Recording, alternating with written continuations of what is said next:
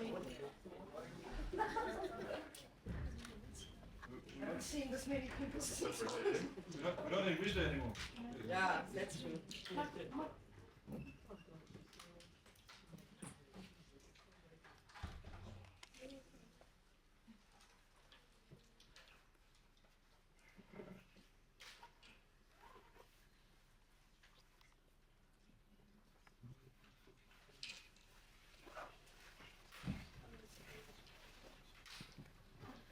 Good morning, everyone, and welcome to the pre-match press conference of the semi-final between Nigeria and South Africa.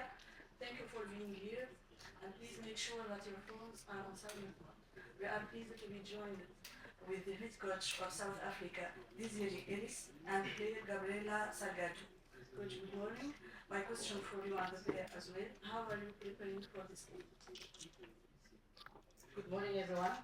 We traveled yesterday, so our first preparation will be today.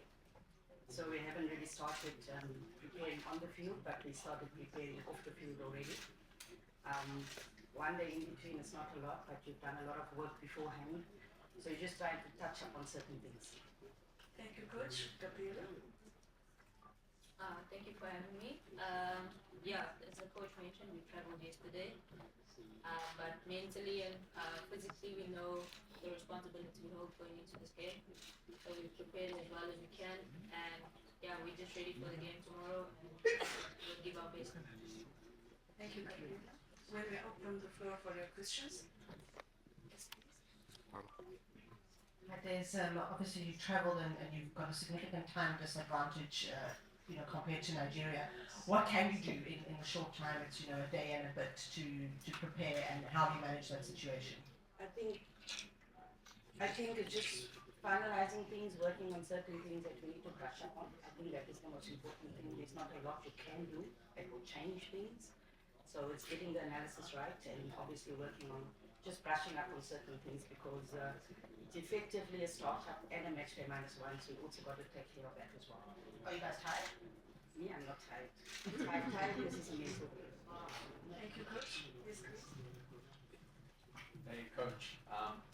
It's been a long journey for you guys at this tournament, but also a long journey for you in particular in regards to playing Nigeria. You obviously played them all the way back in the day in the 90s, and you played them time and time again. And they're a team that were constantly your bogey team. They always beat you. And you flipped that script in the last kind of 5-6 years, starting in 2018. Have you been able to communicate to the players who are new to this team and haven't been around, aren't as experienced, just what it means for Banyana to play the Super Falcons and this fixture, which is one of the oldest grudge matches in African football? I don't think that you need to communicate anything. It's like a Chiefs Pirates derby, where you know who you're up against. Players know the strength of Nigeria. Players know who Nigeria is. So I don't think it needs any motivation. The motivation is obviously the semi-final, but I don't think it needs a motivation. As young as you are, you probably played Nigeria at the youth level as well. So you know the rivalry that there is. So I think the motivation itself is there. Not just playing against Nigeria, but because it's a semi-final as well. Yes, I'm sure your team would have got a lot of confidence and momentum out of what happened against in the quarterfinals against Senegal. Who are, of course, a team similar in some respects to Nigeria. But of course, you took a fair few knocks, physical knocks in that game. Can you give us an update on where the various aches and pains are? Look, there's a few niggles, but I think when it comes to this stage of the tournament, when it comes to a semi-final, it's more a mental thing than anything else because the niggles you can overcome. So the medical team has worked really well over the last 2 days to make sure that we have all the players available. But when that game comes up, when the semi-final comes up, it's mind over matter now. Thank you, Coach. Yes, please.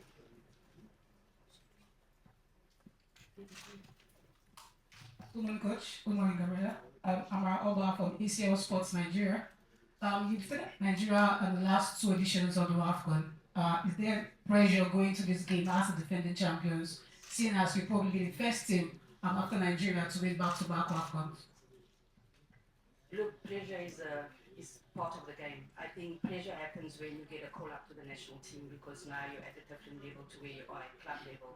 Each and every game is different. I think history doesn't mean anything in terms of winning the last 2 games against Nigeria. It's a completely different game. It's a completely different tournament. It's 3 years down the line. You don't look back, you look forward because results in the past tells you that you can, but it doesn't mean that it will happen until you step out to the field and try to do the job. So we're not looking at past results, we're looking at the now.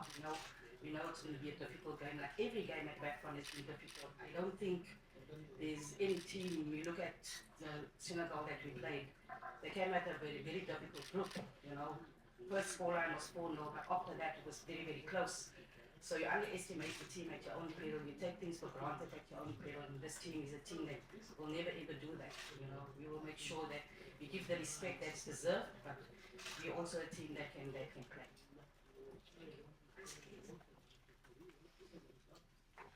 Good morning, Coach.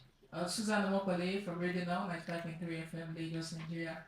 So, Coach, going by the numbers in this competition so far, Nigeria has scored one of the best attack, 8 goals scored so far, 0 goals conceded, best defense in the tournament. Does this sort of pose any threat to your team? Look, any team we play against has threats. There's no two ways about it. And Nigeria not having conceded, this obviously shows how good their defense is, and scored goals that shows how good their attack is. We just have to be on top of our game and try to nullify those threats and take the opportunities that when they come that we do take them, because against Senegal we had a few and we didn't take them. So it's a game of 90 minutes, maybe extra time, maybe penalties, and you just have to be on top of your game because you're coming up against an opponent that's very strong. You're coming up against an opponent that hasn't conceded, that has scored goals. So we have to make sure that we have a plan A, a plan B, and a plan C. Thank you, Coach. Question for the player, please.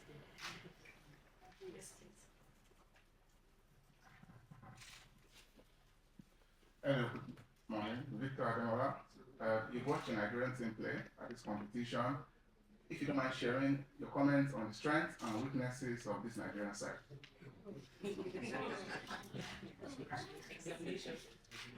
Morning. Yeah, as we know, Nigeria is not going to be an easy team to face, but neither will we. We know the rivalry, and we know the responsibility that we carry as a team. So we're just going to go out there, give our very best, may the best team win. We're not going down without a fight. Thank you very much. Next thing.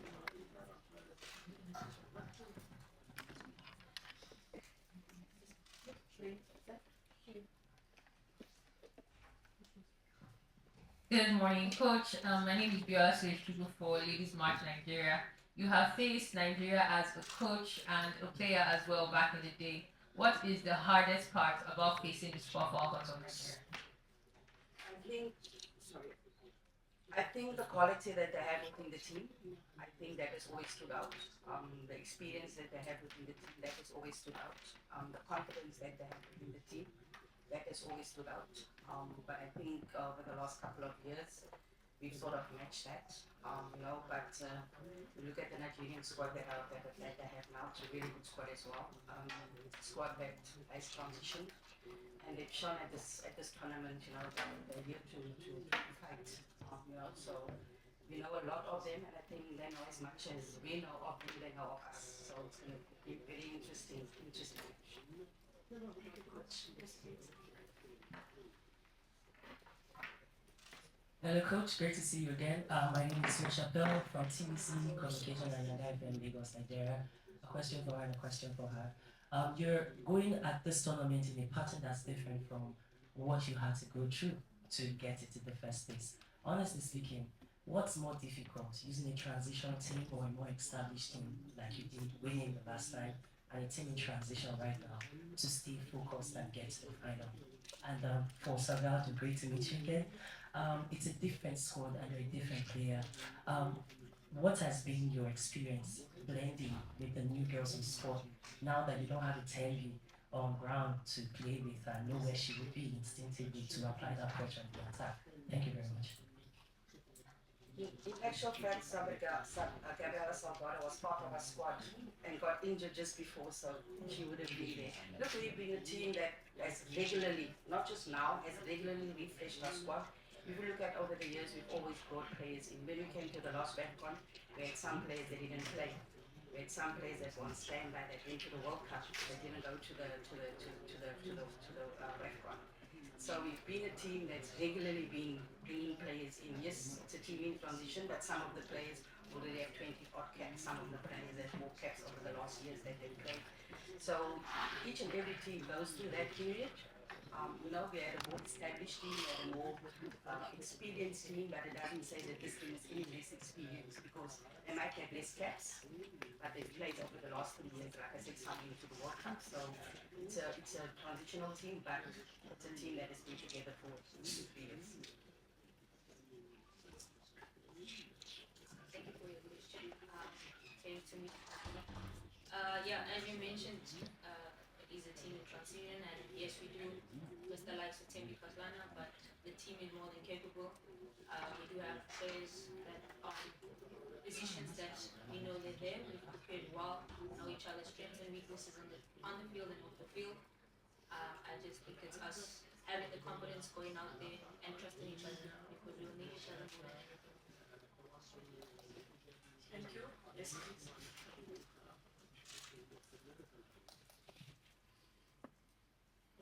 No, I think it's the next. Okay. Thank you. Question first for Coach.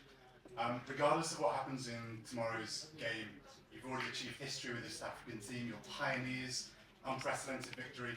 But what would it mean to reach a third consecutive Wafcon final for your legacy, for the legacy of this team? And for Gabriella, how impressed have you been with Ronnie Donnelly, with her addition to this squad? They're calling her star girl back home. She was missing against Senegal. But what has it meant to have some young blood and a new attacking talent in this squad? Thank you. It's never about me, it's always about the team first. We say that to the players too, the team comes first, the individual will shine within the team ethos.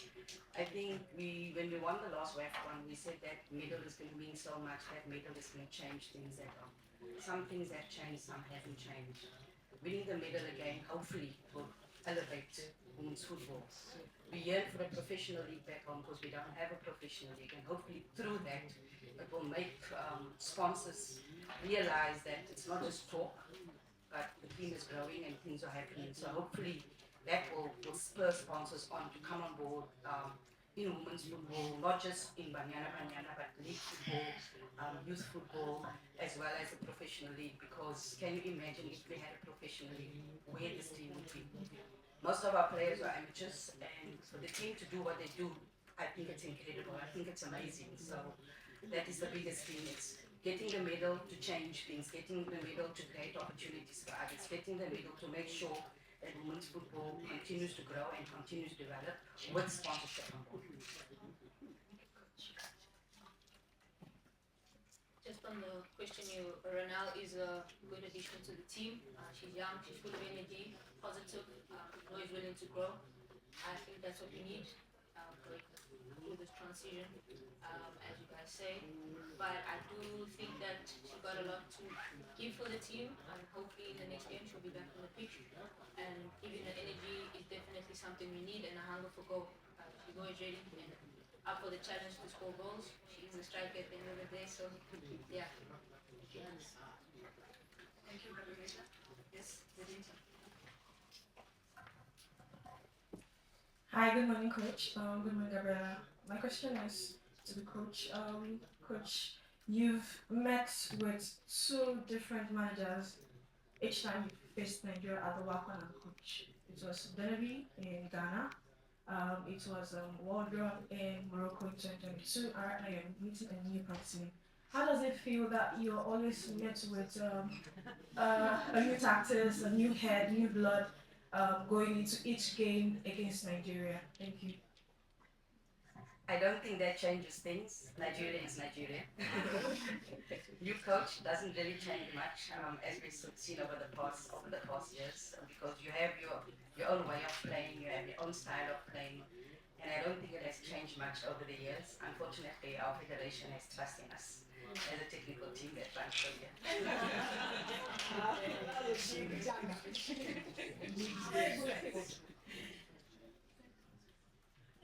Good morning, Coach. Good morning, Gabriela. Maximum Mwaka, the team media office of Banyalayan.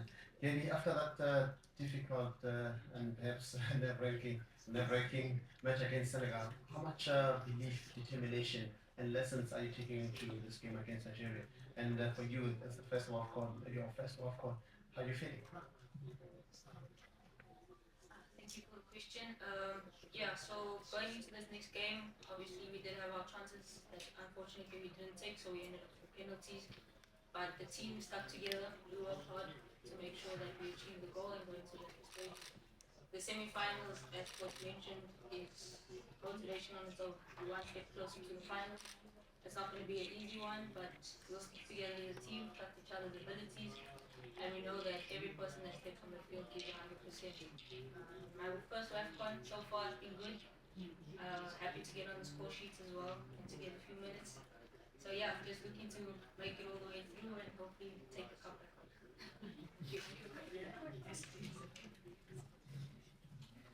Yes, my name is Saswa Baiwan from The Guardian. Hi, Des.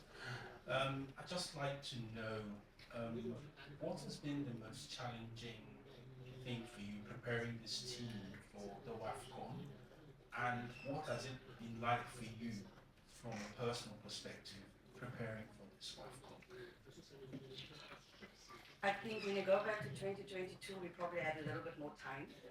We have less time now, so we have to manage how we do things, how we put everything in together in a package instead of having a longer period to prepare. Yes, we've had a lot of games leading up to that, but that's not really preparation. That is trying our players, testing players. So we regularly have meetings, technical meetings every day, to make sure that we know where we're going the next step. We regularly have analysis meetings as well to make sure that we don't leave anything to chance, to make sure that we get things right, or to make sure that we have a plan.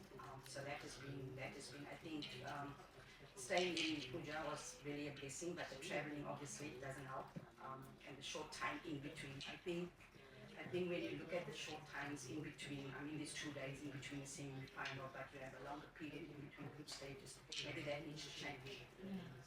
Because teams are traveling, some more than others, so that needs to change. If you want to get the best out of it, that needs to change. You have 2 days in between the semi-final and the final as well.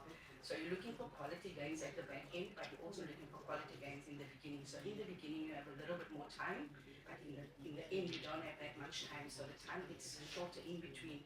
And when you look at it, you also have to take care of players' well-being. You have to make sure that players are well rested. You have to make sure all of those things. So maybe those things can change. I think the difficult part is also being some of the places that we stay in don't have a proper gym. Some of the places we stay in don't have a pool. So those are the things that we have to deal with. So that has been really difficult to try and find other ways of doing your recoveries, find other ways of doing your gym sessions, etc. So that has been really, really difficult, because I think that should be a criteria, but we know the challenges we face in Africa. There is challenges, there's no two ways about it. So we have to find solutions for that, which we do, and that has been not so easy. But I think, we came here, probably we first looked at 2018, first of all. 2018, we probably played the best football in the tournament, we didn't win it. We looked back and we thought, how can we change this? 2022, we strategized differently. We won our first game, changed the team, people moan, but we got the results. We're trying to do the same thing to keep players fresh. Also, our league started very late, and I think that has been a big challenge because the lack of game time. It does show because you need that cohesion, you need that togetherness. So that has been a challenge in its own, that the league started late as well. So we had to work on all of those things, but these players are something else, because through all those challenges, they still go on and they still go do the job. This is a team that will, in the 90th minute, whether they're behind, whether they're ahead, whether it's equal, they'll still be fighting. So, as you saw now the other night. So the thing is, yes, there's challenges, but if we keep talking about those challenges, we have to find solutions. So we have managed to be innovative, we have managed to find solutions, and that's where the technical team comes in. The conditioning coach, 120 minutes, still topping it out with Senegal, 120 minutes, all physical. The assistant coach, the goalkeeper coach, I mean, they all play their part in making sure that we overcome certain challenges that we can overcome, and find solutions for it, because that is the most important thing, finding those solutions and being innovative. And that's what we've been, is we've been innovative. Considering we don't have a pro league, considering the league started late, we needed to be innovative. You talked about the team, what of on the personal level? Personal level. Yes, as in terms of how has it been for you personally to prepare the team? For me, look, I've been with the team now since 2014 when Coach Vera was part of the team. Then I became the acting coach and then the head coach. I think it's not been easy. It's been difficult, but it's been also rewarding and challenging. But when you work with a group of players that, I'm looking for the right word. Let me use the word amazing, because that's what it is. When you work with a group of players that's so amazing, you can throw anything at them. You can give any task to them, they won't back down. And I think that has been the key. That has been the key. It's not about me on a personal level, and it's never been about me on a personal level. It's always been about the team first. I think the awards and the rewards that come after is a bonus, because the team comes first, the individual comes next. That's how it's been. We've always been a collective. Yeah, of course, if the team doesn't do well, it's me that's standing on the red carpet. But it's never me taking the credit for everything alone. It's the whole team, including the bus driver who's not here, including everybody that plays the part, including the lady who books the flights. All of them, they all play a part, because we talk about team, it's not just the players, it's together. And that is what keeps us together. I think in 2022, when you go back, we were very connected. We were so connected that we had COVID in camp. We had probably the smallest squad at training, but it was the best training session. We lost Tembi during the tournament, but yet other people stood up and raised their levels, and this is what this team is about. So it's never about one individual, but it's about the team first. Thank you, Coach. Last question, please. Congratulations to you, Coach. Your last game against Senegal was really impressive, pushing your team to the final minutes to secure the ticket to the semi-final. My name is Ponja from Nigeria, PDU's Media. And to the player, amazing performance also from the team. Going into this game, I know the coach must have given all her tactics, but it all boils down to the players in the dressing room when you and your girls are there. What is one thing you are telling yourselves and ahead of this game against the Super Falcons of Nigeria? Thank you. Thank you so much. Definitely going into this game, we know what's at stake, as I mentioned. It's not going to be an easy one, but as a team, we have come so far, overcome so many challenges, as the coach mentioned. We know what's at stake. We know we have our country backing us from back at home, and our families supporting us, so we can't let them down. So we're just going to go out there, like I mentioned, give our very best and play football. It's a game of 90 minutes at the end of the day. Any team can win. So yeah, the best team, yeah, they win. Thank you.